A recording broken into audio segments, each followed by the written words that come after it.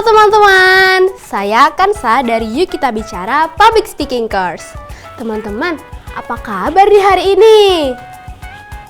Oke, semoga semua baik ya.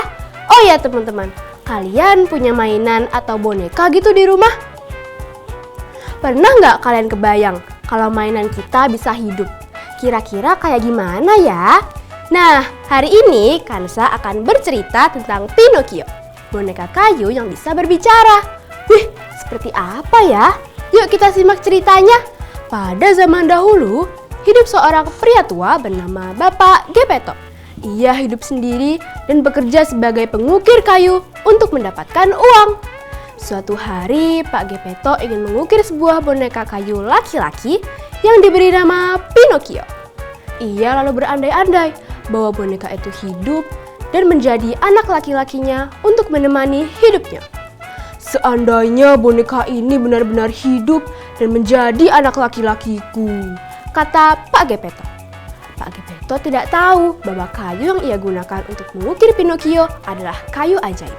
Ia juga tidak sadar bahwa perkataannya itu didengar oleh seorang peri. Saat boneka itu selesai dibuat, Pak Geppetto meletakkannya di atas kasur.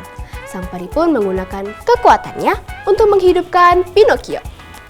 Boneka kayu, saat pagi datang, kamu bisa bicara dan berjalan seperti anak-anak lain.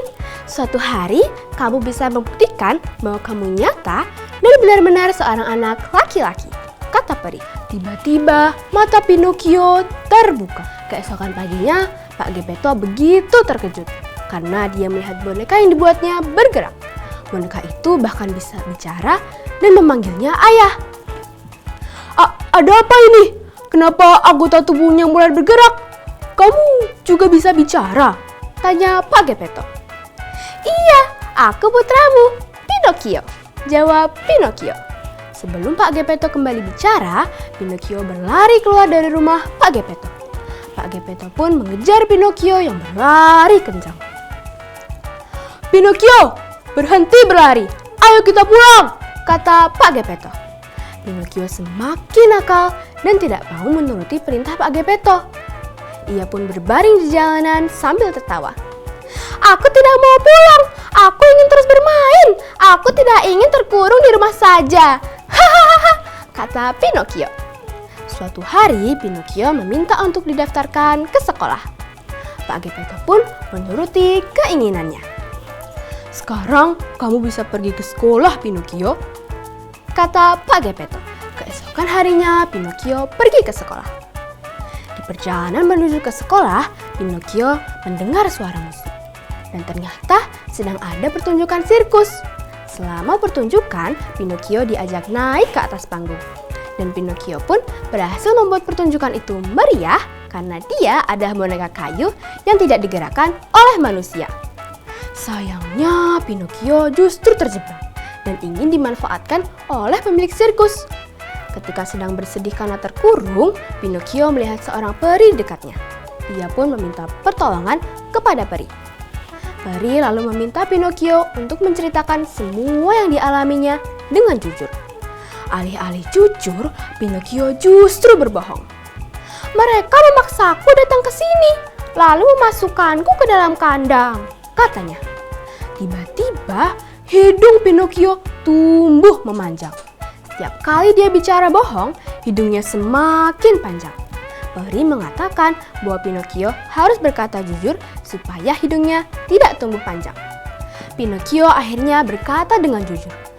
Peri pun menggunakan sihirnya untuk membantu membebaskan Pinocchio dan menggunakan kekuatannya untuk mengembalikan ukuran hidung Pinocchio. Di perjalanan pulang, Pinocchio tiba-tiba terjebak di lautan. Ia pun dimakan oleh seekor hiu besar. Di dalam perut hiu, Pinocchio melihat sosok Pak Geppetto. Kemudian mereka pun saling berpelukan. Kemudian mereka pun mencari jalan untuk keluar. Dan idenya pun berhasil. Mereka pun keluar dari perut hiu dengan selamat. Sesampainya di rumah, Pinocchio didatangi peri dalam mimpinya. Peri memuji Pinocchio yang telah berhasil menyelamatkan Pak Geppetto.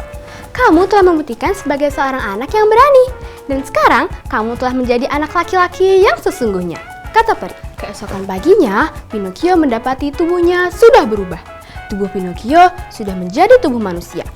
bukan lagi kayu. Pak Gepetto yang mengetahui hal itu sangat bahagia. Mereka pun hidup bahagia dan Pinocchio tidak lagi berbuat nakal. Tamat! Nah teman-teman, akhirnya cerita Pinocchio sudah selesai nih. Dari Pinocchio kita dapat belajar bahwa kita tidak boleh bohong kepada orang tua dan harus tetap patuh kepada orang tua ya. Kalau gitu kakak Ansa pamit dulu.